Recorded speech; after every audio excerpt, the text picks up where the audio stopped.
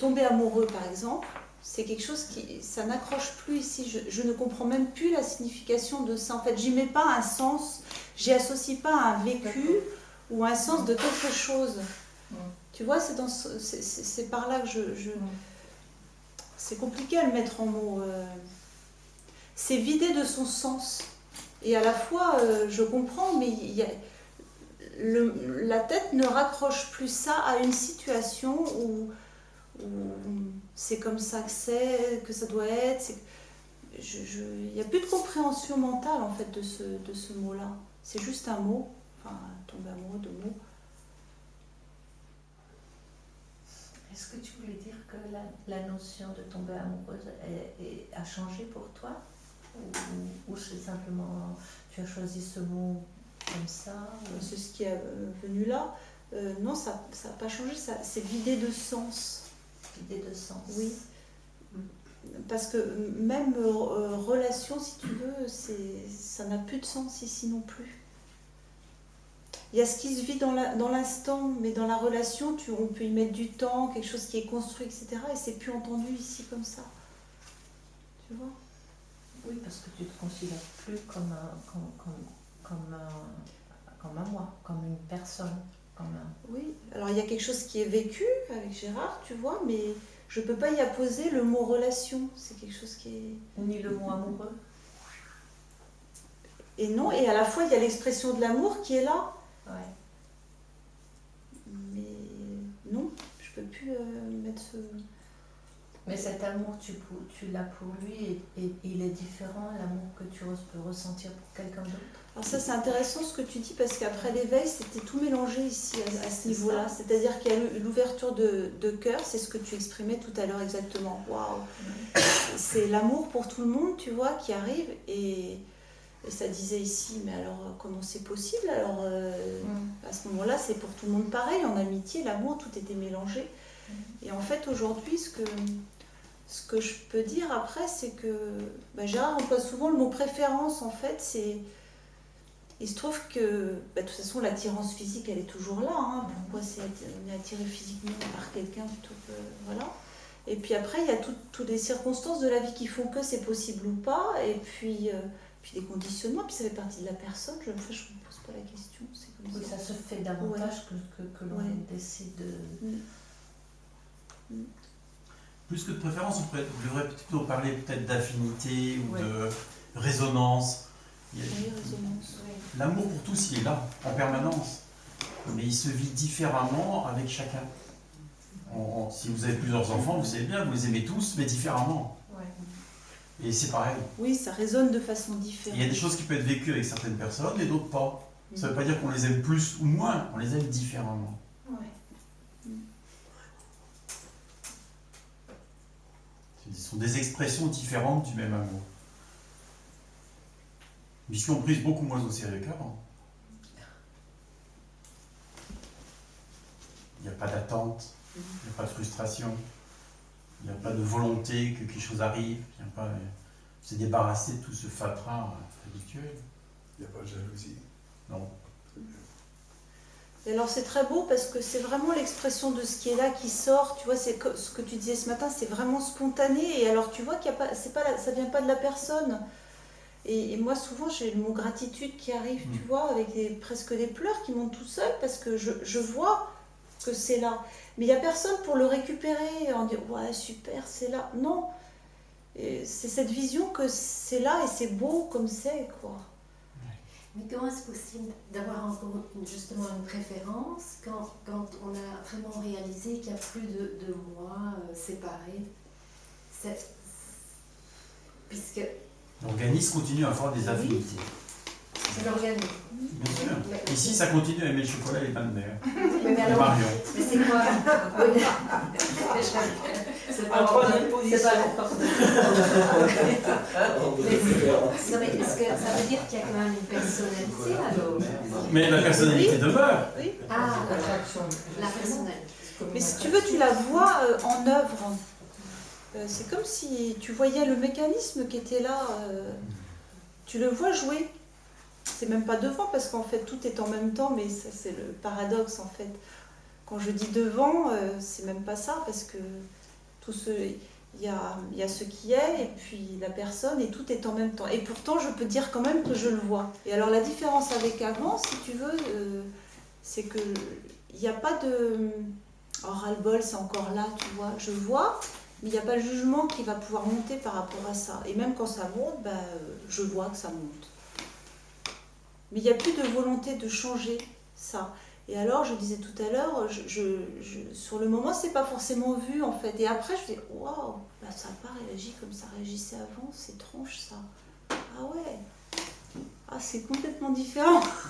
Et c'est l'étonnement. Moi, c'est l'étonnement souvent qui monte. Waouh, ah ouais. Et souvent le rire aussi. Le rire, c'est vraiment... Je le vois pas, mais je crois, ouais. Ouais. Mm. On sourit. Ouais. Bon, ça peut pleurer aussi. Ça peut pleurer, mais ça m'est arrivé récemment, en fait. J'ai mon fils qui est parti au Vietnam et il y avait la mère qui était là, je voyais le rôle de mère et puis ça s'est mis à pleurer et j'ai vu les larmes qui montaient et c'était doux. Et il n'y avait plus de rejet de ces larmes, alors avec l'histoire derrière, oh là là, c'est encore la mère là, qui ne peut pas quitter son... Non, et c'était beau à voir, je voyais que c'était beau, des larmes. Voilà, c'était tout doux en fait. Et ça coulait, les larmes en fait, Gérard disait tout à l'heure, on est de plus en plus sensible. En fait, c'est comme s'il n'y avait plus de barrière, du coup les larmes coulent toutes seules. Tu dis, ah ben là ça coule. Oui, il n'y a plus de protection. Oui. Mais on parlait de vulnérabilité, c'est pas du tout senti comme ça. Avant, je pouvais me sentir vulnérable et aujourd'hui, c'est pas du tout ce mot-là qui monte, au contraire en fait. Le fait d'être ouvert n'amène pas de vulnérabilité. Il n'y a plus du tout... C'est une croyance ça aussi en fait, que l'ouverture crée la vulnérabilité.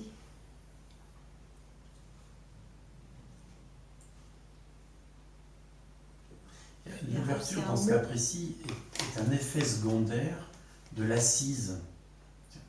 À partir du moment où il est réalisé qu'il n'y a pas de moi, et où automatiquement on revient à ce que je suis, où je suis à l'autre côté, il y a ouverture du cœur, et il y a nudité. Il y a, entre guillemets, vulnérabilité. Sauf qu'effectivement, ce n'est pas vécu comme une vulnérabilité. Parce que tout peut arriver, c'est pas grave. Parce que l'assise est tellement solide que ça peut être le cas autour, ça ne change rien. Et il faudrait quelqu'un pour se sentir vulnérable. C'est même pas qu'on se sent pas vulnérable, c'est que ça ne monte pas, en fait. Ça ne monte pas à l'esprit, le mot vulnérabilité. C'est dans ce sens-là.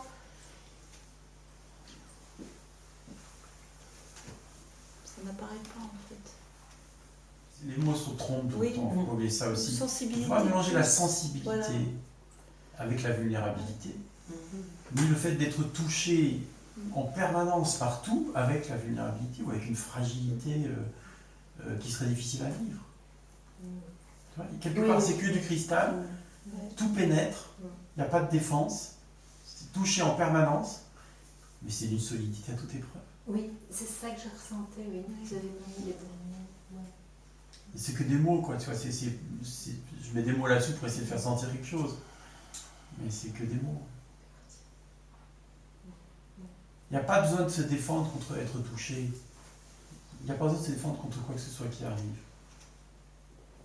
Parce qu'il y a une vraie solidité en dessous, il y a une vraie enracinement, une vraie base, tu vois, qui est l'être-té. Et surtout, tu sais que ça apparaît, c'est pas ce que tu es. Donc, la colère peut apparaître ou n'importe quoi, et puis, ça, ah bah ouais, tiens, j'avais pas vu, c'était là. Et du coup, ça rigole parce que tu sais que ça ne t'appartient pas. Donc, il n'y a plus cette densité, c'est plus copier-coller avec quelqu'un. Donc, si c'est là, oui, c'est là. Tu vois? Alors, avant, il aurait pu y avoir culpabilité ou honte que ça soit là, mais il n'y a plus de tout ça. C'est beaucoup plus léger dans ce sens.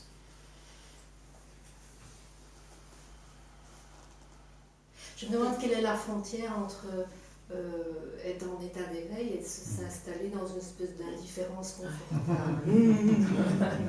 C'est vrai. Mais C'est radicalement différent. Oui, mais je me doute bien que c'est différent. Tu as l'idée que l'indifférence, c'est quelque chose de plane. Oui. C'est ça. Oui, oui. Il n'y a rien de ça ici.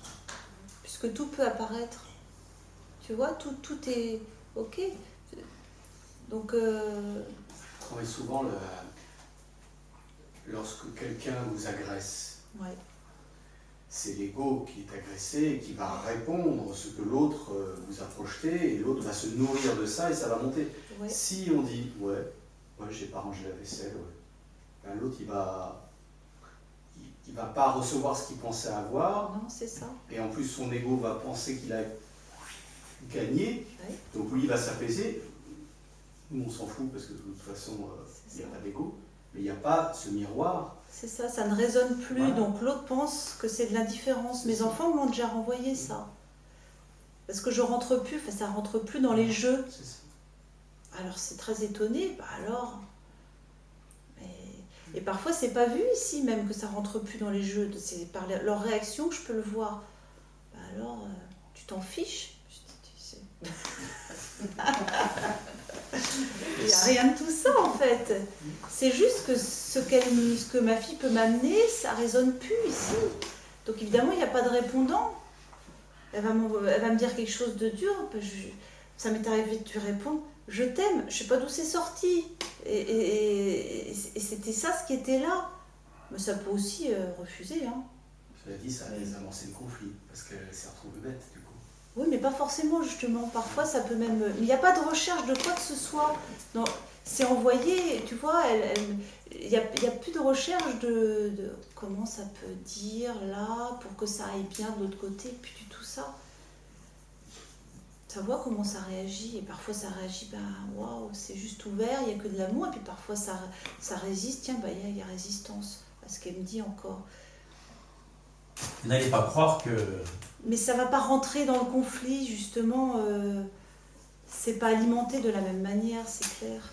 Et n'allez pas croire que la réaction d'amour face à une agression va entraîner de l'amour chez l'autre. Non, c'est ce que je viens de te dire. Parfois, ça peut être l'inverse. Oui, ça peut devenir encore plus violent. C'est ça, ça peut activer le... Oui, je l'ai parce vu que ça chez ma l'autre peut fille. interpréter que c'est une moquerie. Exactement. Oui, Ou alors de l'indifférence. Ouais. Exactement. Ou parce que l'amour est insupportable. Ouais. C'est trop direct, c'est trop... Ou c'est trop trop de fort, défense, tu sens énergétiquement, c'est trop fort pour eux. Ça, je l'ai senti chez moi.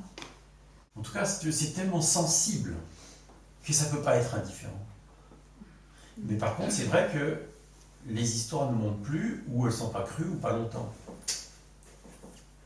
Et ça peut ressembler pour les autres, la différence. Mais pour soi, c'est évident que ce n'est pas la différence. Mais pour soi, au plus le mental est calme, au plus c'est calme intérieurement. Donc Mais le calme n'est pas de la différence. Mais Il ne crée pas de la différence dans les rapports avec les autres. non. Enfin, pas dans mon expérience. Je vais te dire quelque chose, c'est que ça peut être très agité, pourtant c'est très calme. Mm. Il y a les deux en même temps. Mais en surface, ça peut être très agité. Et pourtant, il est ressenti. Mais c'est encore un... Parce que c'est pas du ressenti physique, mais c'est calme.